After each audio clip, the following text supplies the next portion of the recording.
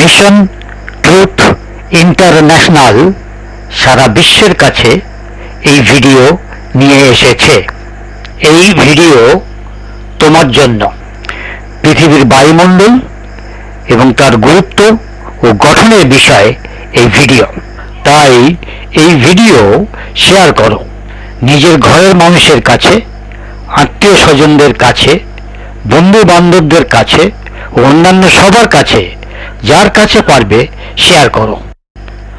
আমাদের পৃথিবীর বায়ুমণ্ডল আমাদের জীবনের জন্য অপরিহার্য।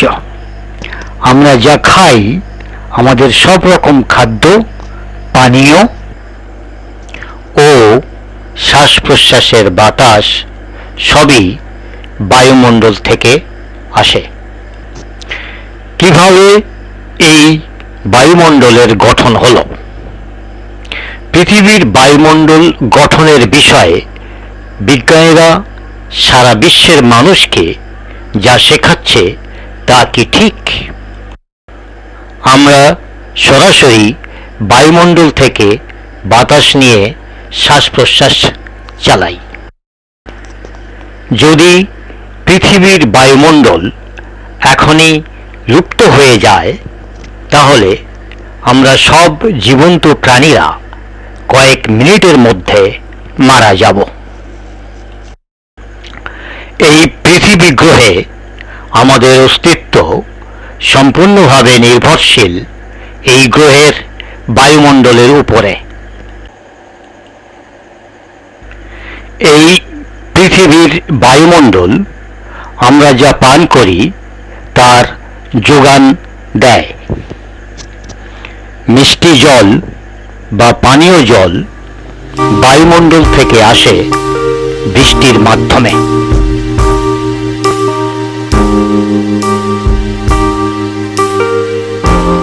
বায়ুমণ্ডলের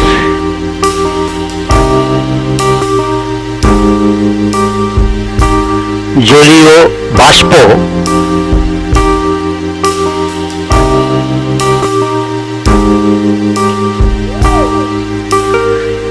ঘনীভূত হয়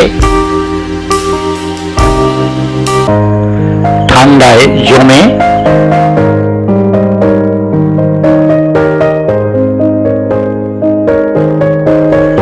ও মেঘ তৈরি করে।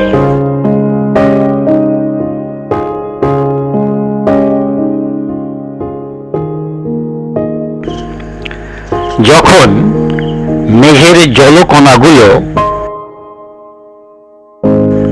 আকারে বড় হয়, তখন বৃষ্টি হয়ে পড়তে শুরু করে।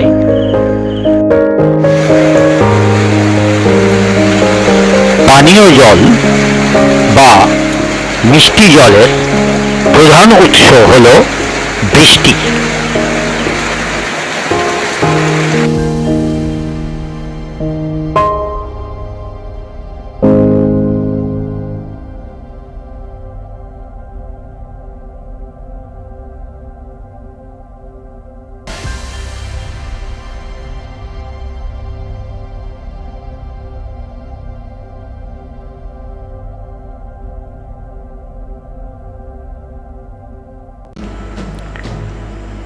পর্বত শিখরের বরফ মিষ্টি জলের আরেকটি বড় উৎস।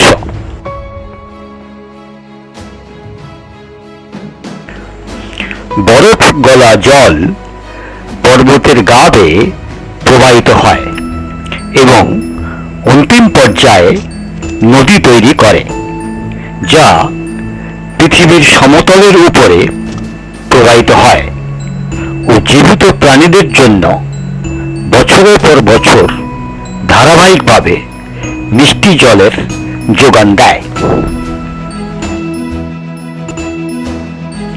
পর্বত শিখরে অবিরত বরফ জমতে থাকে। খুব কম তাপমাত্রার জন্য বায়ুমণ্ডলীয় জলীয় বাষ্প ঘনীভূত হয় ও বরফ হয়ে পর্বত শিখরে জমতে থাকে। এই বরফ গলে নদীতে মিষ্টি জল হয়ে প্রবাহিত হয়। অতএব বরফ গলা মিষ্টি জল বায়ুমণ্ডল থেকেই আসে।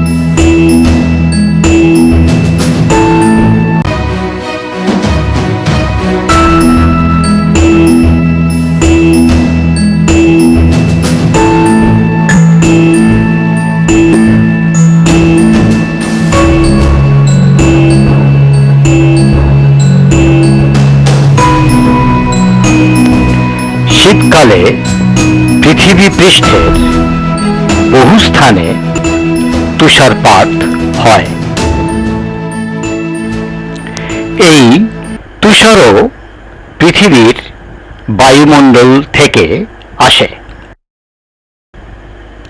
এবং গলে মিষ্টি জলে পরিণত হয়।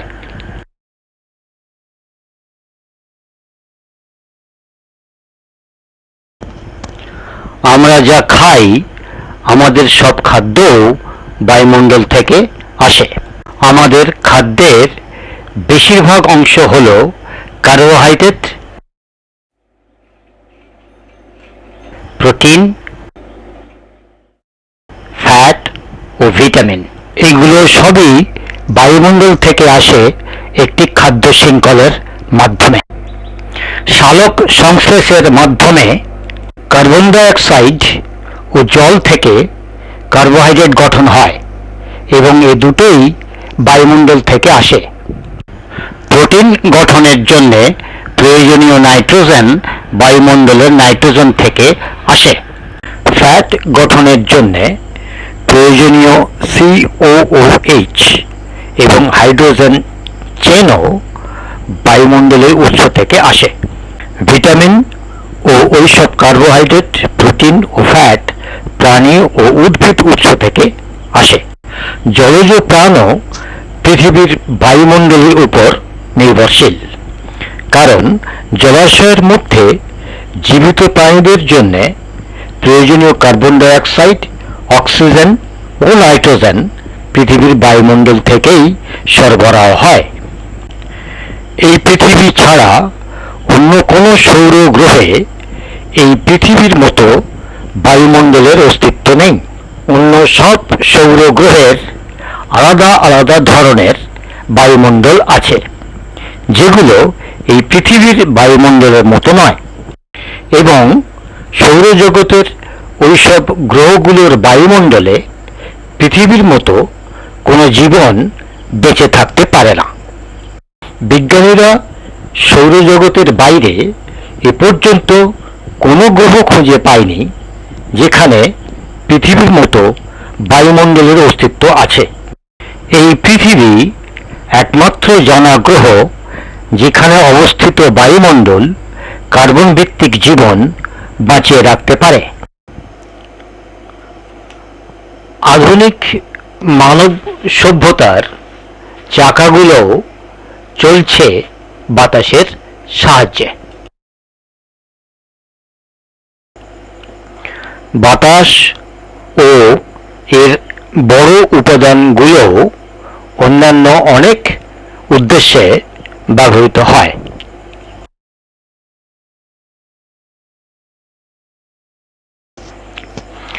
বিজ্ঞানীদের দাবি মতো পৃথিবীর বায়ুমণ্ডল পৃথিবী পৃষ্ঠ থেকে 10,000 কিলোমিটার পর্যন্ত আছে। বিজ্ঞানীরা বলছে পুরো বায়ুমণ্ডলটির কতকগুলো আলাদা আলাদা স্তর আছে। ওইসব স্তরগুলো হল ট্রপোস্ফিয়ার, স্ট্র্যাটোস্ফিয়ার, মেসোস্ফিয়ার, থার্মোস্ফিয়ার এবং এক্সোস্ফিয়ার। এখন স্বাভাবিকভাবে প্রত্যেকে অবশ্যই জানতে চাইবে যে কিভাবে এই পৃথিবীর বায়ুমণ্ডলটি যা আমরা উপভোগ করি তা তৈরি হলো। বিজ্ঞানীদের বক্তব্য অনুযায়ী পৃথিবীর বায়ুমণ্ডল তৈরির দুটি ধারণা আছে, যা উল্লেখ করে পৃথিবীর বায়ুমণ্ডলের দুটি উৎসকে, বাহ্যিক বা বাইরে থেকে আসা ও আভ্যন্তরীণ বা ভেতর থেকে আসা। বাইরের উৎস থেকে পৃথিবীর বায়ুমণ্ডলের গঠনের গল্পটি টিসি চেম্বারলেন তৈরি করে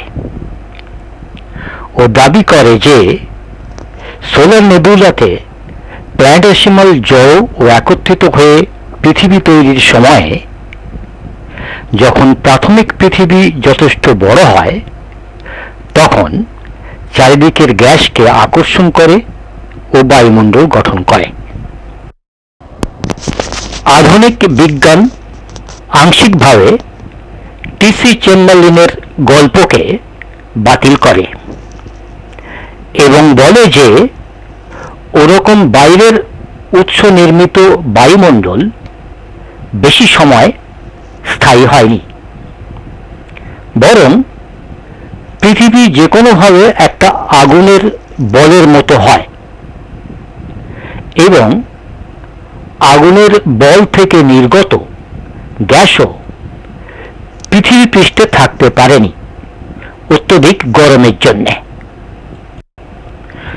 যখন আগ্নেয় পৃথিবী যথেষ্ট ঠান্ডা হয়ে গলিত বলের মতো হয় তখন তা থেকে প্রচুর গ্যাস নির্গত হয় এবং অসংখ্য আগ্নেয়গিরিও গ্যাস ছাড়ে, যা ক্রমশ বিবর্তিত হয় ও সালোক সংশ্লেষজনিত অক্সিজেন নিয়ে পৃথিবীর এই বায়ুমণ্ডল যার মধ্যে আমরা বাস করি তা তৈরি করে। মিশন ট্রুথ ইন্টারন্যাশনাল প্রথম বই ইউনিক ফেনোমেনাতে প্রমাণসহ সাব্যস্ত করে যে পৃথিবীর বায়ুমণ্ডল গঠন সম্পর্কে বিজ্ঞানীদের দাবি সত্য নয়, সত্যিটা অন্য কিছু।